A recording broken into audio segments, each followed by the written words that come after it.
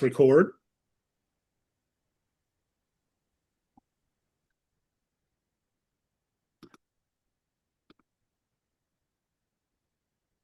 Welcome to PTK Pulse, a podcast by Alpha Theta Omicron, the Phi Theta Kappa chapter at Rio Salado College. I'm Marilena Gilbert Foster, chapter president and today's host. Today's episode is titled Stories Without Barriers, ACDHH on Accessibility in Education and Digital Media. This conversation is part of our 2025 Honors in Action research project focused on accessibility and inclusion in digital storytelling, education, and media.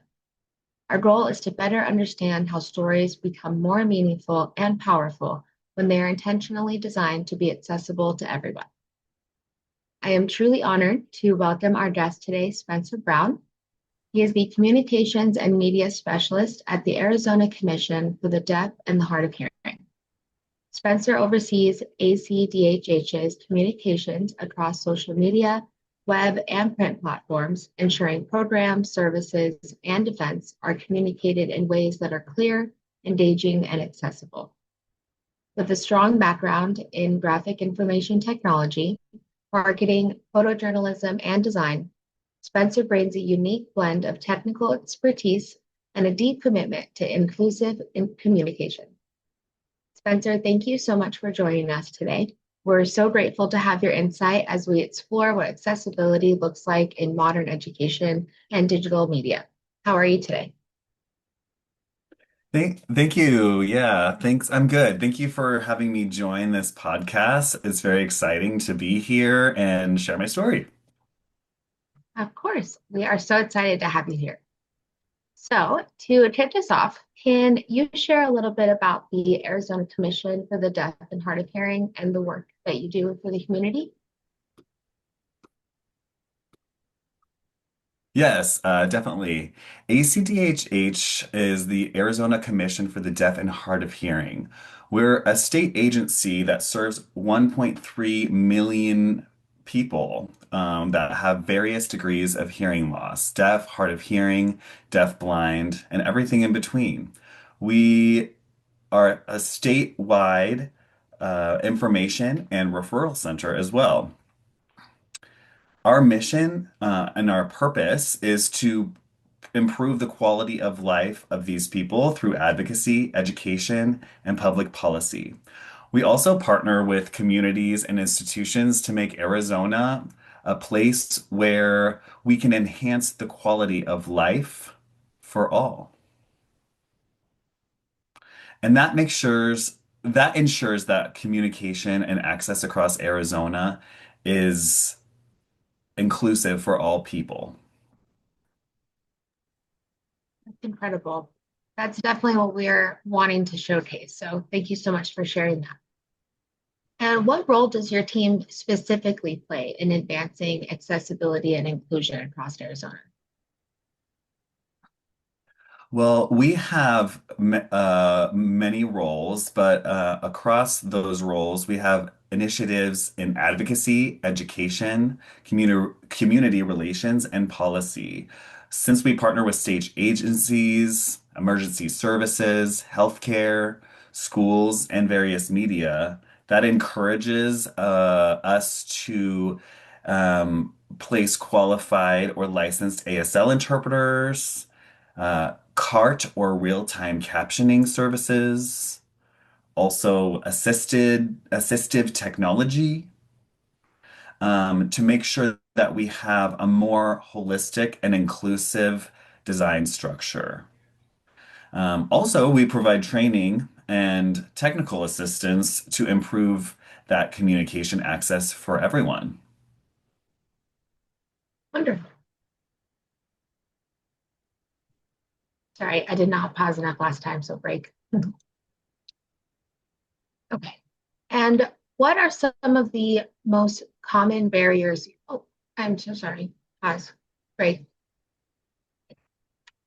And what does accessibility in storytelling mean to you? And why do you feel it is important in education and media?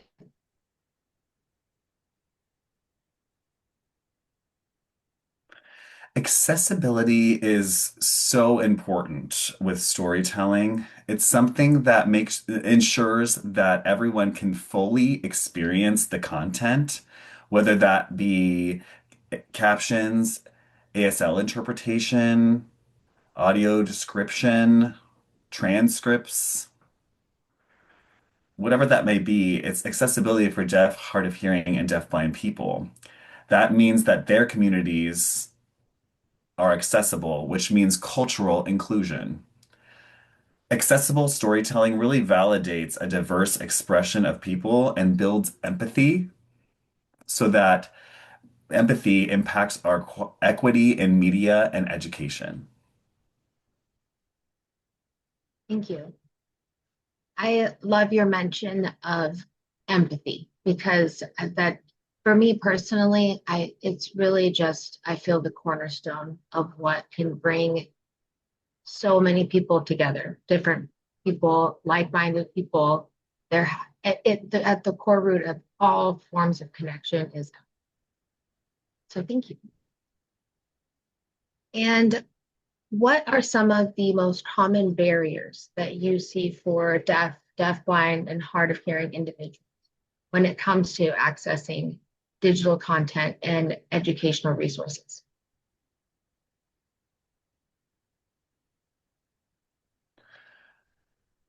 Yeah, so some common barriers for the community can, there's so many things I can think of, but going down the list, and it would include poor or inaccurate auto captions. That means misinformation. It could be missing transcripts for audio content anywhere, and that includes podcasts like this one. It could be having ASL included in a video going missed. It could be inaccessible learning platforms. It could be a limited awareness of what digital accessibility standards really are. And those barriers will really can result in a reduced participation or in inequities in learning and access to information. Thank you so much. And it to really highlight what you said as well, as far as a lack of understanding, a lack of knowing in this research, throughout this research process. I personally have just learned so much new information that has not only, of course, been helpful for our project, but for myself as well to gain new empathy and understanding um, for programs that we use on a daily that I am there are things that go unnoticed that I now realize it's a privilege that it goes unnoticed, that it's something I'm not aware of or I have to look for. And so I just I appreciate you shedding the light on that as well, of the many gaps that are very much still there. Of course. So, how can inclusive platforms like podcasts with interpretation and transcripts, captioning, how can they help bridge those gaps and foster a stronger sense of community and representation? Yeah, so podcasts with interpretation have a sort of automatic benefit, and that is sending a message to people that access matters and that all expressions of that deserve to be included. ASL or transcripts can create an immediate sort of open door for people to be engaged and to participate. And for that, it supports their visibility and their representation and allows the community to be interconnected. It increases meaningful participation for deaf, hard of hearing, and deaf-blind individuals, really, and everyone. Absolutely. Thank you. Of course, yeah. And really, it's so important so we started this podcast last year with our last Honors in Action research project. And it has been when we decided on this topic to really address the specific barriers that are facing deafblind, and hard of hearing communities, we really weren't sure where to start or how we could include that space. And to hear from people of the community that it's very much still a part of their storytelling, a part of how they access their media, and that closed captioning, something that has really become a norm in media nowadays. A lot of people use captioning. I use it. Excuse me. But there's such a key difference in what is missing there that makes it an inclusive caption. That the things that are not being picked up, there's little moments. And so it's so powerful to now feel just a little bit more a part of the community and to see just those little things that make a difference and how we can implement that in just the society's norms. So thank you again. Now I want to, excuse me, great. I want to shift gears just a little bit to more AI. Now it's obviously so prevalent these days and it's growing every day. What role do you see AI or new technologies playing in making media more accessible? And on the other hand, what concerns should we perhaps keep in mind when using them?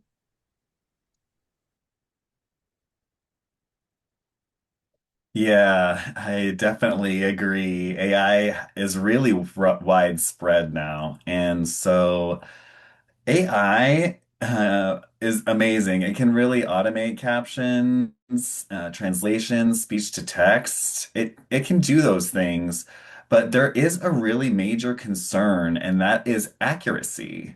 It can lead down a wrong path of information and exclusion. AI should be a support tool, not a full replacement for having a human ASL interpreter or having a car captioner. It's important to have that human-centered review. It's required for the accuracy, the nuances, and for respect. We need to make sure that we follow some sort of ethical oversight and encourage the community's involvement in developing ways to properly use these different tools appropriately. Absolutely. And that stands true in so many industries and really all the different ways that AI is already touching our lives. We can't lose that human aspect. And I mean, we see it in even just people using it for assignments or without a clear proofreading, without actually going over and comparing. With our project, we are, including closed captioning for our existing and upcoming podcast episodes. And we have found AI was if anything, just very interesting to see how it works and creates the emotional closed captioning. However, when you go through and you actually listen along to the episode as you read it, you can find major errors that, of course, a robot may not be able to pick Yeah. up on the nuance of human conversation. So definitely interesting. It's something we definitely have to be careful about. Yeah. So, what best practices would you recommend for colleges or student-led projects like ours to ensure accessibility isn't an afterthought, but a core part of the design?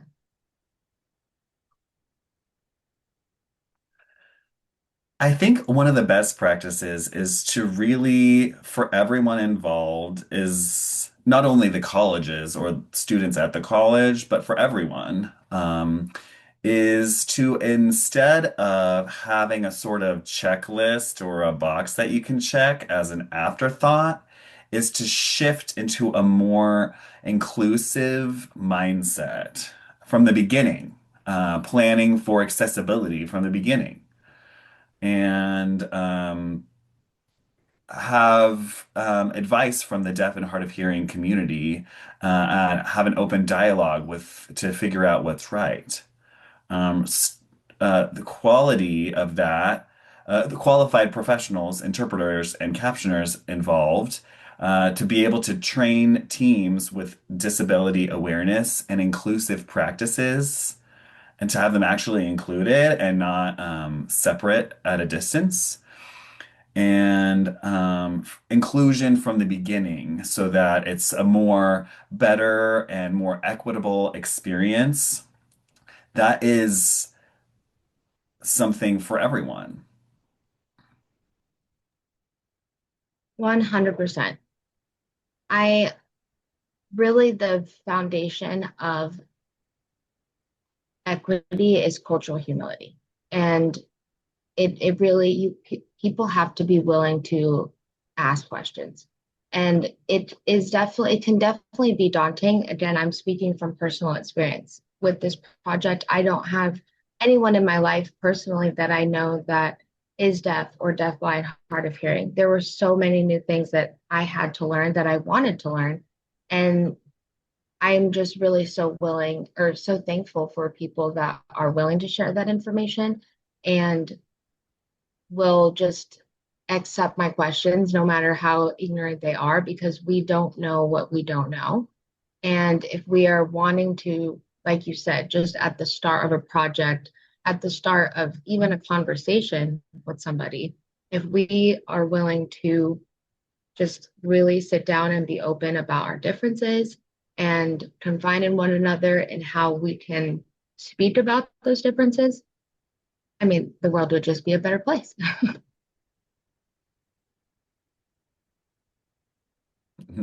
Yeah, I definitely agree. All right, Spencer. Well, it has been so great having you. We have one last question, and it is looking to the future now. If you could see one major change in how digital media is made accessible over the next 5 to 10 years, what would it be?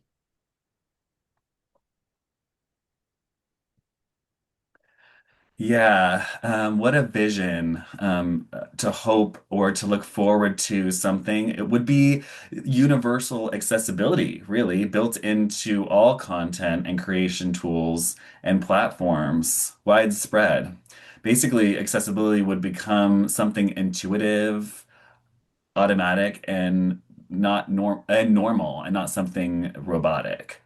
So maybe some examples could be high quality captions and transcripts always included from the start. Different businesses in the community offering email or like live chat and VRS included as a standard. Emergency alerts automatically include American Sign Language and CART or even visual or tactile signals. All of those things are beneficial for everyone included. It's accessibility for not just deaf, hard of hearing, and deaf-blind communities, it's for everyone. So beautifully spoken. Thank you so much again, Spencer. I really cannot share just my personal gratitude. This has been such an incredible experience learning more about the Arizona Commission for Deaf and Hard of Hearing, to learn more about your experiences and your journey, and again, to really shed light on what the perfect purpose of our project is. And it's to raise awareness, to showcase the importance of accessibility in storytelling, because storytelling is just the oldest form of connection with humans, and it's so important. And I really appreciate everything that you've had to share with us today. We hope to have you again here on the podcast on PTK Pulse, and I hope you have a great day.